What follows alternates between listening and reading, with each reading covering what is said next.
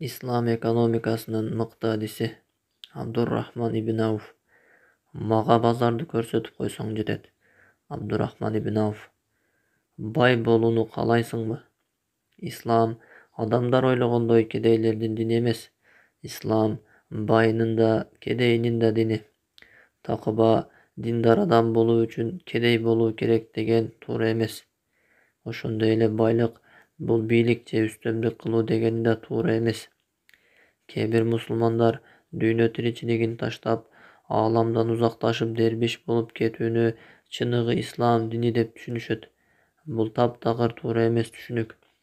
Пайгамбарыбыз Мухаммад алейхиссаламдын сахабалары жана алардан кийин ааламга исламды жайылткан улуу муун да мындай кылган эмес. Алар кадимкидей эле жашап өтүшкөн.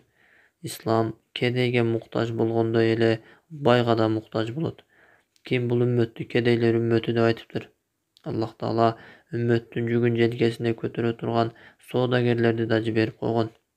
Эгер Аллах Таала Абу Бакр ас-Сиддикка байлык бербегенде, Азирети Билал Меккедеги ысык таштардын астында басылып азаптала бермек. Аллах Таала Усман бин Аффанга байлык бербегенде, мусулмандар еврейлердин кудугунан суу алууну күтүп, чаңкоолорун баса алышпай тура беришмек. Ошол Рума кудугун Усман ибн Аффан еврейден сатып алып, мусулмандардын колдоосуна берген. Ошондой эле Имам Бухариге апасы каражат берип турбаганда, ал да илим издөө үчүн жолго чыга алмак эмес. Бул үммөт байлардын жардамысыз бутуна тура албайт. Диндин түшүгүн тарткан, үммөттү жаңыдан тургузууну каалаган байларга бул үммөттүн муктаждыгы бар. Байлык бул күч болот. Ал эми азыркы оор абалда үммөт ошол күчкө да бир аз муктаж болуп турат. Аллахтын элчиси саллаллаху алейхи вассалам айтат: күчтүү момун алсыз момунга караганда жакшыраак жана Аллахка сүйүктүүрөөк, бирок экөөндө да жакшылык бар. Эгер сен колунда бар мусулман болсоң, колунда жок мусулманга караганда ыйманың азыраак деп ойлобо. Байлык бул Аллах берген рызкы.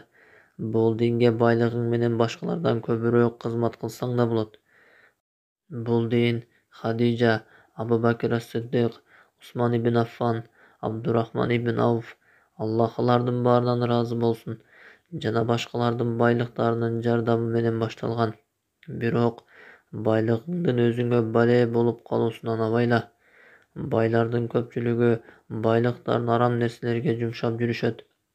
Тапкан мал-мүлкүн Аллахтын ыраазылыгына жумшагандын ордуна байлыктарына кул болушуп жүрүшөт. Мына ушундай абалда байлыгы башына бале болот.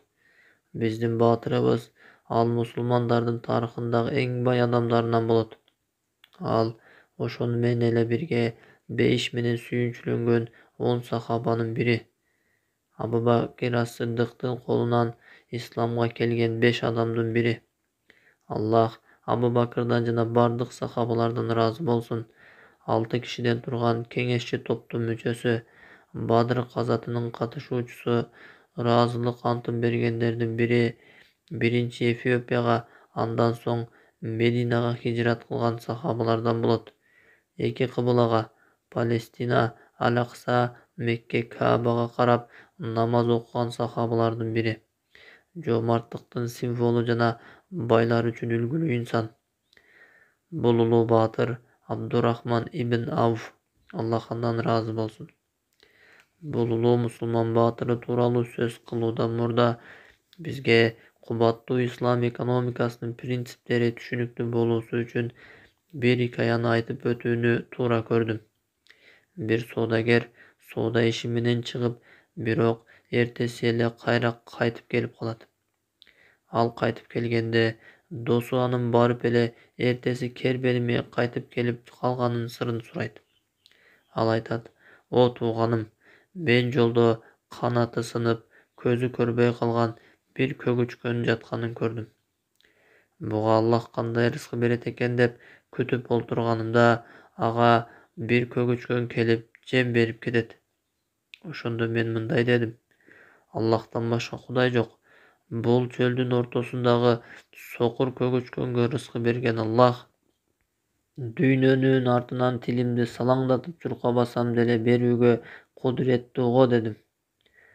Мен бул хикаяга күбө болгонумдан кийин кербеним менен үй бүлөмдүн, балдарымдын алдына кайтып келүүнү чечтим.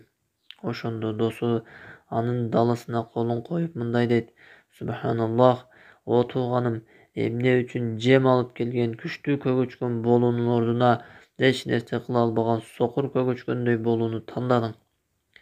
Абдурахман ибн Ауф алгандардын эмес, бергендердин катарында болууну каалаган. Ал Мединага хижрат кылганда Аллахтын элчиси саллаллаху алейхи вассалам аны ардактуу сахаба Саад ибн Раби'i менен мусулман бир тууган катары ага-ине кылат.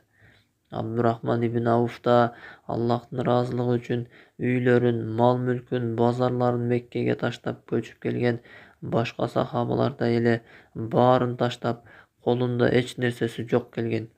Диндеш бир тууганы Саад ибн Раби'i ага мүлкүнүн жарымын бергенде ал мындай деген: Аллах сенин байлыгыңа жана үй бүлөңө береке берсин. Мага базарды эле көрсөтүп койсоң жетет. Ошентип ал Мединанын базарында соода кылып жүрүп, аз убакыт ичинде миллиондогон киреше табат. Ибн Хаджар ал-Аскалани мындай дейт: Абдурахман ибн Ауф артында 4 аял калтырган жана алардын ар бири 100.000 динардан мурас алган. Аялдардын баары биригип мурастын 8/1 алуусун баарыбыз билебиз. Жөнөкөй эле эсеп бизге мурастын 8/1 бөлүгү 400.000 динар болгонун көрсөтүп турат. Ал эми бул 8/1 бөлүк канча суммадан берилгени да жөнөкөй эле эсеп менен чыгарылат. 400.000 көбөйтүлгөн 8 барабар 3.200.000 алтын динар.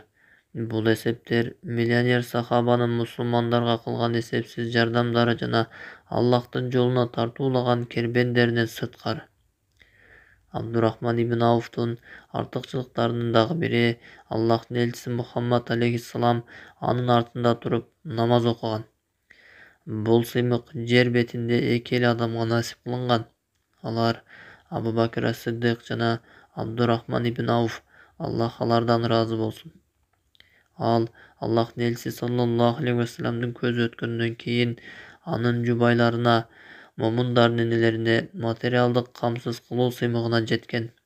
Умму Салама мындай дейт: Мен Аллахтын элчисинин саллаллаху алейхи вассаламдын жубайларына мындай деп айтканын укканмын: Албетте, менден кийин силерге мээрим төгө турган, камкордук кыла турган ал чыныгы такыба. О Аллах Абдурахман ибн Ауфка бейиштеги Сальсабил булагынан суу бере көр. Ошондой эле Абу Саламадан Абдурахман ибн Ауфтун уулу мындай кабар айтылат: Мен бир жолу Айшага барсам, ал мага мындай деди: Аллахтын элчиси мага мындай деп айткан эле: Менден кийин силерге эмне болоору мени тынчсыздандырып жүрөт. Анткени силерге сабырдуулар гана кам көрө алат. Андан кийин Айша, Аллах андан ыраазы болсун, айтты: Аллах сенин атаңа бейиштеги Сальсабил булагынан суу берсин. Абдурахман ибн Ауф аларга пайгамбарыбыздын жубайларына жиберген буюм тайымды сатышканда 40.000 динар болгон. Абдурахман ибн Ауф бейиш менен сүйүнчүлөнгөн 10 сахабанын бири жана эң улуу сахабалардан болот. Умар ибн аль-Хаттаб ага бир канча суроолор менен кайрылган.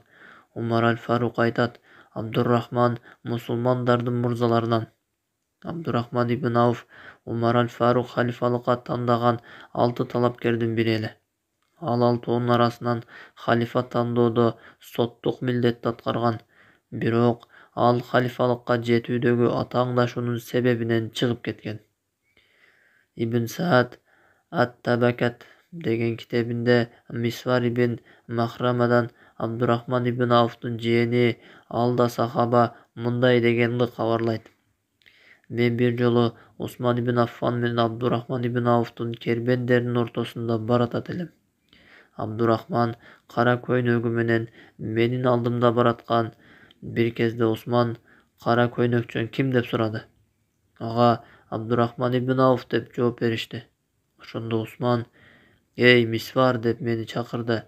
Men sizdi ugup жатамын, момундардын падышасы dedim. Ал айтты, kimde kim, өзүн биринчи хижратта да, экинчи хижратта да сенин таекеңден жакшыраак болгонмун десе, анда ал жалган айтыптыр. Бул ардактуу сахаба жашоосунун баарын Роббисине моюн сунуу менен өткөргөн. Ал өмүрүнүн акыркы көз ирмемдеринде да ушул абалда болгон. Хафиз ибн Касир айтат, ал өлүм төшөгүнө жатып калганда Бадыр казатына катышкандардын баарына 400 динардан берүүнү осуят кылат. Алардан 100 адам калган эле. Алардын арасында Усман жана Али да бар эле. Али ибн Абу Талип айтты, бара бер о Абдурахман бин Ауф, сен анын жашоонун тазасын алып, жаманын таштадың. Ал ошондой эле момундардын энелерине да чоң суммада каражат берүүнү осуят кылган. Ошондуктан Айша радыйаллаху анха айткан, Аллах ага Сальсабил булагынан суу берсин. Ал өзүнүн көптөгөн кулдарын азат кылган. Анын жаназасын Усман ибн Аффан окуган. Ал эми аны табытта көтөргөндөрдүн арасында Саад ибн Абу Ваккас болгон. Аны Мединадагы Бакый мүрзөсүнө хижраттын 31-жылы көмүшкөн. 32-жылы көз жумган деп да айтылган. Ушул кабар көбүрөөк таралган. Аллах Таала Абдуррахман ибн Ауфтан ыраазы болуп, бейишинин төрүнөн насип кылсын. Бул улуу сахабанын тарыхынын бүтүүсү менен бул китептеги сахабалардын тарыхы да бүтөт. Бейиш менен сүйүнчүлөнгөн 10 сахабанын бири Абу Бакыр ас-Сыддык менен баштап, алардын бири Абдуррахман ибн Ауф менен аяктадым. Араларында башка улуу сахабаларды да айтып өттүк. Асманды устунсуз жараткан Аллахка ант болсун, эгер колумдан келсе 120 миңден көбүрөөк сахабанын баарынын өмүр таржымалын жазмакмын. Алардын ар биринин ажайып тарыхтары бар, анткени алар жер бетиндеги эң улуу инсандар. Ал эми бул китепте мен Аллахтын мээрими жана кечириминен үмүт кылып, Аллахтын элчиси саллаллаху алейхи вассаламдын улуу сахабаларынын үммөткө эстетүү үчүн айткандарым арзыбаган аз гана эмгек. Кош болгула Мухаммад алейхиссаламдын сахабалары, эгерде силердин акыңарда бир кемчилдик кетирген болсом, кечирим сураймын. Мен силерде инсандарга кызмат кылуучу бир инсанмын. Силердин улуулугуңар көккө жетип, жылдыздарга чейин көтөрүлөт. Аллахка ант болсун, мен силерден кимиңерди жаза турган болсом, аны менен бирге жашап, аны алдымда көрүп тургандай боломун. Мендей адамга акыретте Аллахтын элчиси саллаллаху алейхи вассаламдын жанында силер менен бирге болуу насип кылар бекен. Бирок мен Аллах Тааланын кудурети бардык нерсеге жетерин жакшы билемин. Абдуррахмандан Абдулхамидке. Биз бул үммөттүн дагы бир улуу инсанынын тарыхына келебиз. Ал тарых бурмалоочулар тарабынан көп жаманаттык кылынган Осмон халифасы. Анткени ал крестүүлөрдүн бардык аракеттерине карабастан Палестинанын бир карыш жерин да берүүдөн баш тарткан. Ислам үммөтүнүн эсинде түбөлүккө сакталып калган бул улуу Осмон халифасы ким болгон? Кезектеги каарман